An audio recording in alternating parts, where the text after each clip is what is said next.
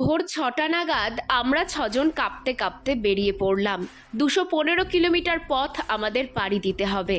এর আগে speak for India debate কম্পিটিশনের ডিস্ট্রিক্ট রাউন্ডে আমরা ৬জন সিলেক্ট হয়েছি। আর আজকে ছিল জোনাল রাউন্ড কম্পিটিশন, যেটা হবে বহরমপুর গার্লস কলেজে। কলেজের অ্যাম্বিয়েন্সটা না দুর্দান্ত ছিল। এখানে এসে প্রতি মুহূর্তে উপলব্ধি করছিলাম আমার জেলা কেন এত পিছিয়ে। আজকে আমরা এখানে মোট ৬০ জন পার্টিসিপেট রয়েছি, আর এই ৬০ জন ৫,০০০ স্টুডেন্টকে টপকে এখানে এসে পৌঁছেছি। প্রথমেই আমরা রেজিস্ট্রেশনটা করে নিলাম, আর তারপর শুরু হলো কম্পিটিশন। তখন বাজে বেলা ২:৩০। পেটে এখনও কিচ্ছু পড়েনি। বসে বসে এক একজনের স্পিচ শুনছি আর ভাবছি আমি এখানে পারবো না, অসম্ভব। যত ভালোই স্পিচ দিই আমার দ্বারা সম্ভব না। এবার আমার টার্ন এলো। নেক্সট পার্টে দেখতে পারবে আমি জিততে পেরেছি না পারিনি।